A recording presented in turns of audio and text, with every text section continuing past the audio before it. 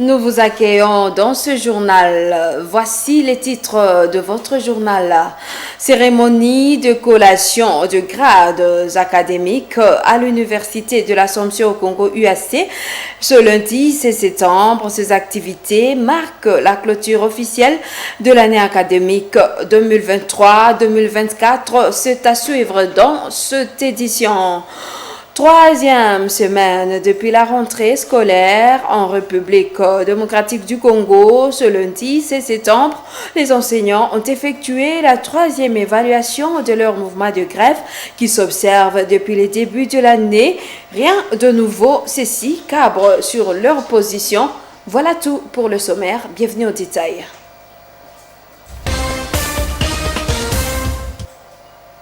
Voici l'intégralité de votre journal. La cérémonie de collation de grades académiques à l'Université de l'Assomption au Congo UAC ce lundi 16 septembre. Ces activités marquent la clôture officielle de l'année académique 2023-2024.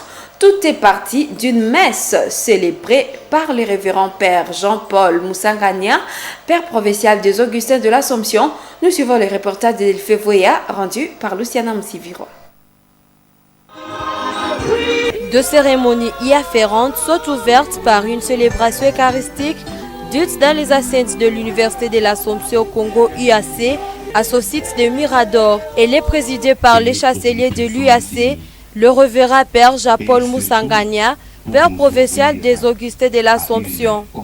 Deux prêtres, deux fidèles et personnels de l'UAC, des lauréats ainsi que les étudiants prennent part à cette célébration.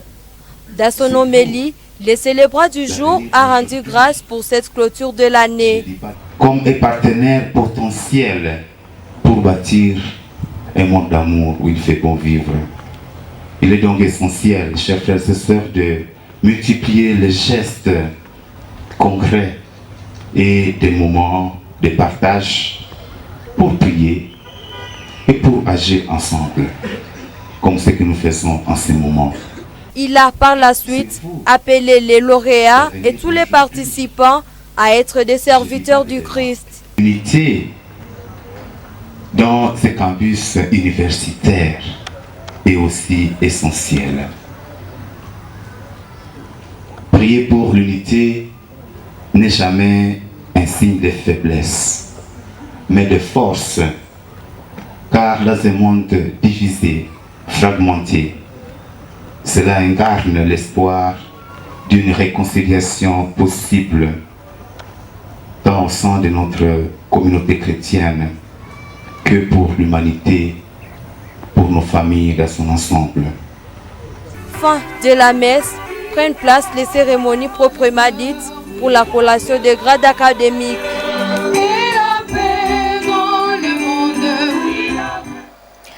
Au total, 140 lauréats des différentes filières qu'organise l'UAC ont été collés de grades académiques ce lundi 16 septembre.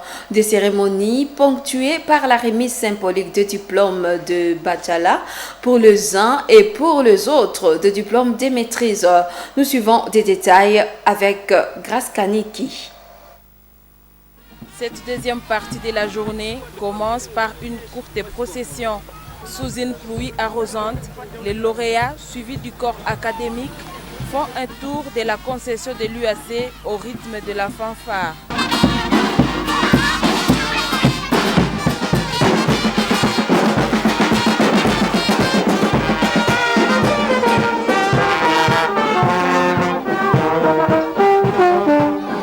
S'en est suivi l'exécution des hymnes pour ouvrir officiellement ces activités. Dans ce mot d'ouverture, le recteur de l'UAC, le révérend père professeur Mawazo Sichiriwa, a loué les compétences de l'UAC. Il s'est dit joyeux de voir les étudiants formés dans cette institution émerger grâce aux enseignements reçus. Ainsi, il exprime les vœux de voir les lauréats du jour réussir aussi dans leur vie professionnelle. Je ne pense pas exagérer de dire qu'à travers vous, l'UAC vient de permettre l'émergence d'une nouvelle élite de gestion dans différents domaines de la vie sociale, économique et nationale de notre pays. Partout où vous irez, soyez des bons ambassadeurs de notre alma mater, de ses valeurs d'honnêteté, transparence et créativité, de vivre ensemble et avec ce que cela exige de confiance mutuelle et de justice, d'amour et de solidarité, d'esprit de service pour le bien commun. Prêchez par l'exemple. Montrez au monde ce que vous avez appris dans votre domaine pendant votre formation à l'UAC. Le secrétaire général académique, le professeur Jean-Chrysostome Kagnororo, est revenu sur le parcours général de cette année académique qui s'achève. Le bureau des jurys est à féliciter, franchement, pour le travail sous pression bien accompli, bien abattu, et aussi pour un accompagnement responsable et paternel à l'égard des étudiants finalistes. Après cette série de discours, le président du jury procède à la proclamation des résultats. Sont proclamés en premier tous les étudiants ayant obtenu plus de 80%. En somme, 140 lauréats sont couronnés sur un total de 264 finalistes ayant suivi le parcours normal de cette année académique 2023-2024. Pendant ce deuxième semestre, le candidat qui a obtenu le plus de pourcentage a été la candidate Kabunga Kitengela Christelle qui a obtenu 88%.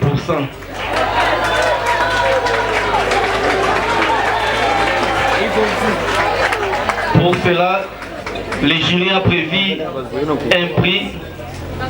Peut-être c'est le recteur qui va lui offrir cela. Elle peut avancer ici. Ces cérémonies de collation des grades académiques marquent officiellement la fin de l'année académique 2023-2024 à l'Université de l'Assomption au Congo. Sur ce, je déclare la clôture officielle de l'année académique 2023-2024 à l'Université de l'Assomption au Congo. Ces cérémonies de collation des grades académiques marquent officiellement la fin de l'année académique 2023-2024 à l'Université de l'Assomption au Congo. Commentaire de Isabelle Wangaemuka dans les reportages de Delphé Voya et Grace Kaniki. Et autre chose, dans cette édition, un des éléments de titre d'ailleurs, troisième semaine depuis la rentrée scolaire en République démocratique du Congo, ce lundi 6 septembre, les enseignants ont effectué la troisième évaluation de leur mouvement de grève qui s'observe depuis le début de l'année. Rien de nouveau, ceux-ci cabrent sur leur position. Il n'y aura pas la reprise de gré si le gouvernement ne répond pas à leurs revendications. Commentaire, Mirembe Kitawiti.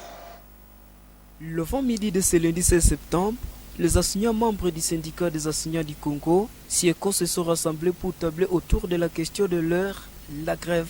L'objectif de cette réunion d'envisager les possibilités de la levée ou du durcissement de ces mouvements. Venus nombreux, ces derniers disent constater malheureusement que 2 semaines sans activité scolaire n'ont pas interpellé la conscience du gouvernement congolais. Lever 1000 francs congolais majorés par le gouvernement et lever autres 1000 francs supplémentaires aux enseignants du primaire ne répondent pas aux revendications des enseignants. Ces éducateurs ne girent que des durcissements de leur mouvement jusqu'à ce que chacun ait ses $500. Entre autres réclamations, la suppression des zones salariales, les listings de paiement et la paye de nouvelles unités. Après l'évaluation, nous trouvons que le gouvernement n'a toujours pas répondu aux revendications des enseignants.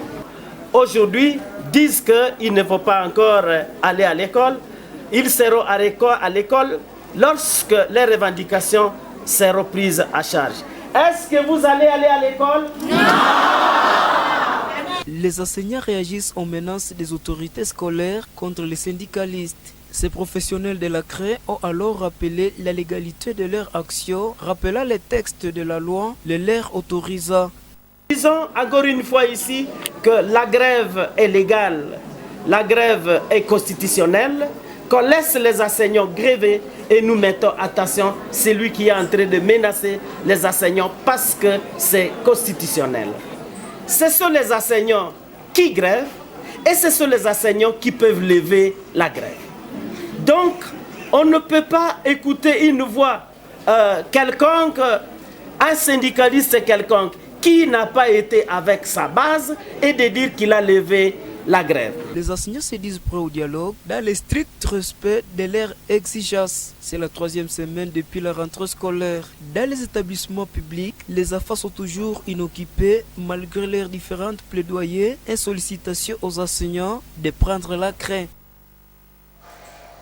Grève des enseignants, le prophète de la division éducationnelle Nord Kivu 2 invite les enseignants de la sous-division à reprendre les cours. Il leur propose de suivre l'exemple des enseignants de Béni et d'ailleurs qui auraient pris. Chalumo Tambali l'a dit ce lundi 16 septembre à Monto TV.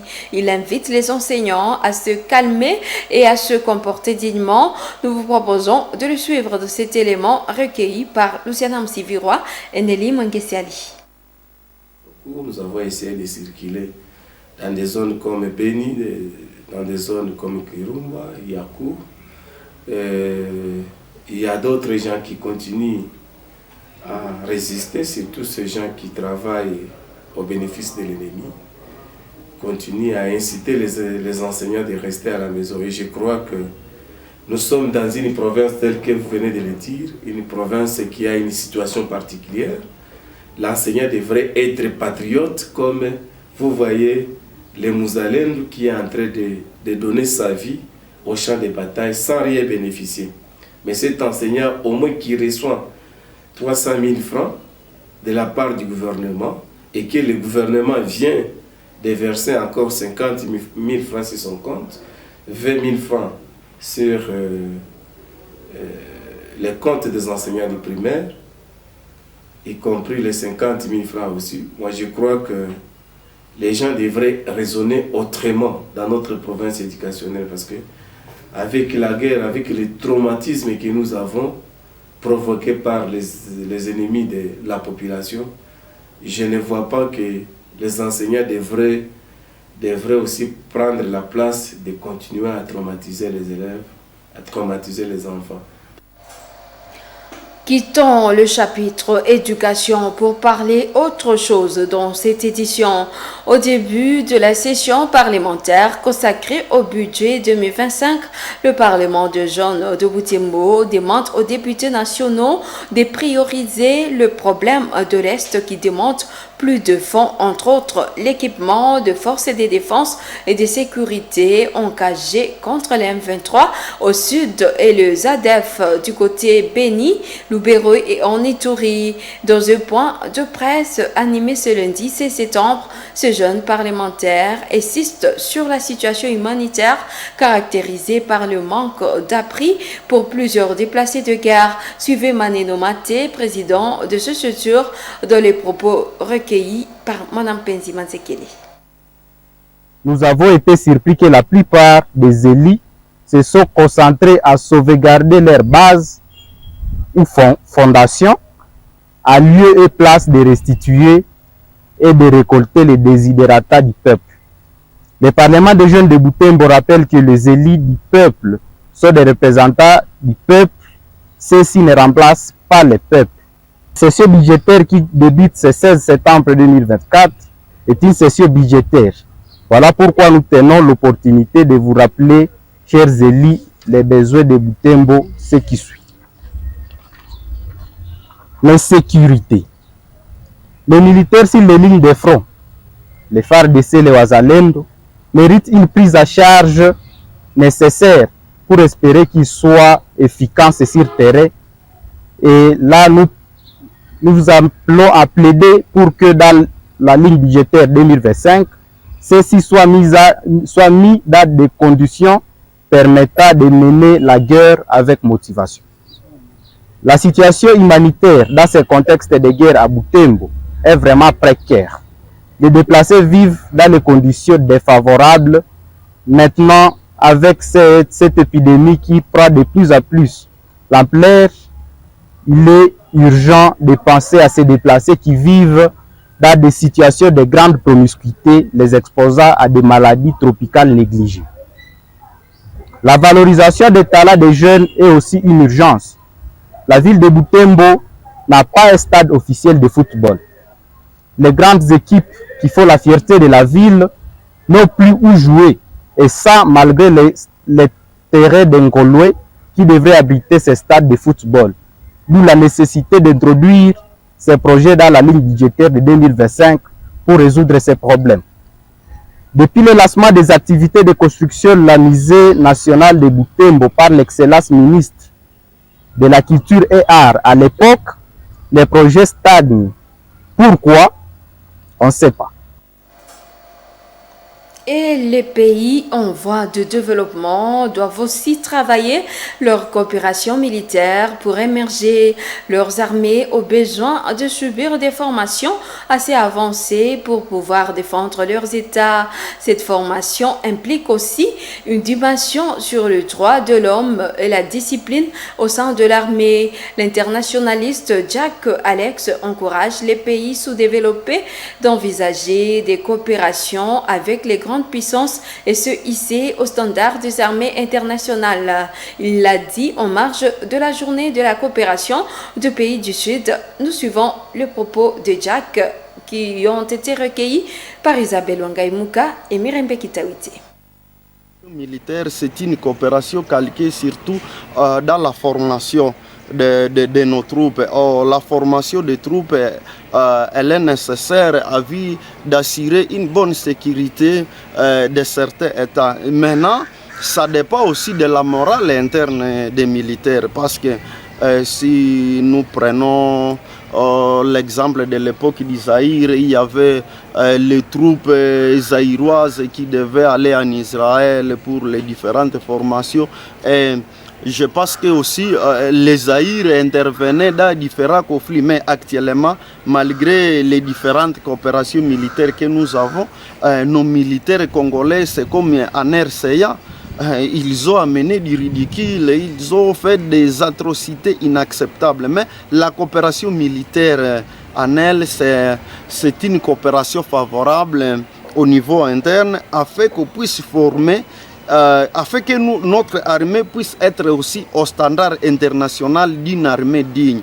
Parce que nous sommes une armée qui a un nombre considérable des éléments à troupes, mais ces éléments-là n'ont pas une bonne formation parce que aussi il faut une formation sur les droits de l'homme. Un militaire doit avoir une formation sur les droits de la guerre parce que toute guerre doit être aussi régie par des lois. Alors c'est ça qui manque dans nos troupes ici localement parce qu'un bon militaire ne peut pas...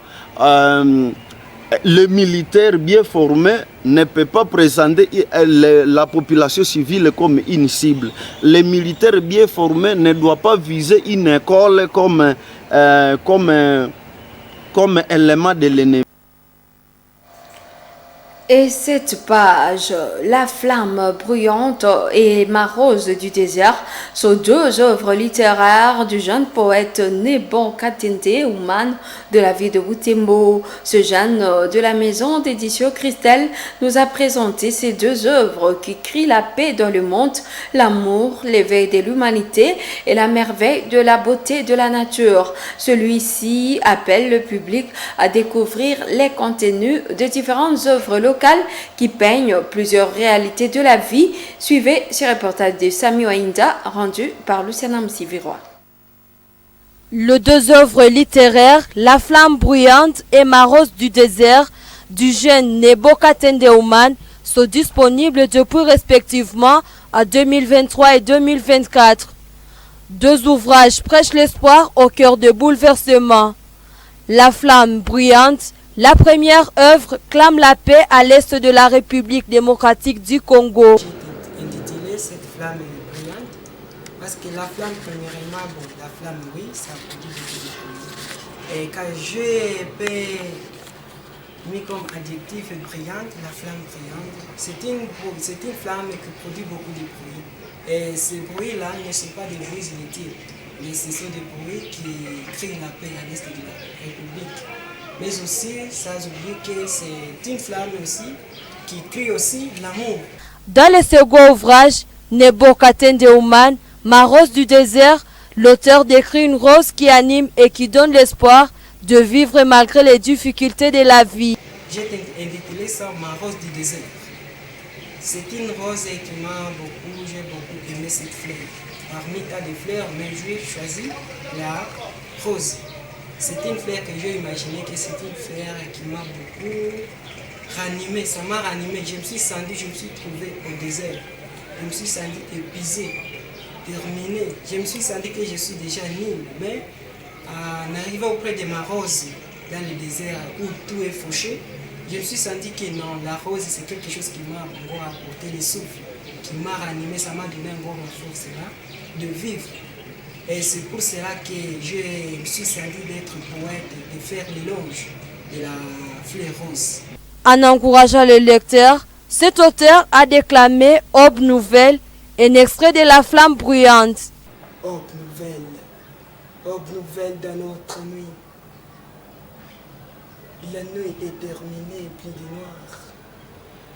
Joie du monde entier, plus de nuit. Préparons-nous la fête certaine. Bonne nouvelle, les chants d'assaut. Tout renouvelle avec la lumière. Amusons-nous de toute façon dans la loi de la nouvelle terre. La nuit est terminée, plus de noir, plus de peur, de larmes et de guerre. Nebo Katende Ouman encourage les jeunes à la lecture pour découvrir les réalités de la vie, souvent dissimulées dans ses œuvres. D'appeler, d'inviter nos chers auditeurs qui nous captent pour le moment, de lancer leur commande, d'acheter de bonnes choses, car c'est déjà une nourriture pour notre esprit. Notre esprit est là, besoin d'être nourri. Comme toujours, nous avons voulu nourrir notre ventre, aussi l'esprit aussi a besoin. Et comment nourrir cet esprit? C'est par la lecture. Car nous nourrissons notre esprit par la lecture. Là, on a toujours dit que lire, c'est la lecture, soit un livre, c'est des grands voyages. Quand tu lis, tu peux arriver à voyager dans tout le monde sans le savoir. Nebo Katende Ouman était jeune poète de formation littéraire de l'Est de la République démocratique du Congo, dans la ville de Butembo. Il est non seulement écrivain, mais aussi déclamateur et slameur. Ces deux œuvres ont été publiées à l'édition Christelle. Une copie revient à $6 américains. Fin de cette édition. Merci de l'avoir regardé. À bientôt.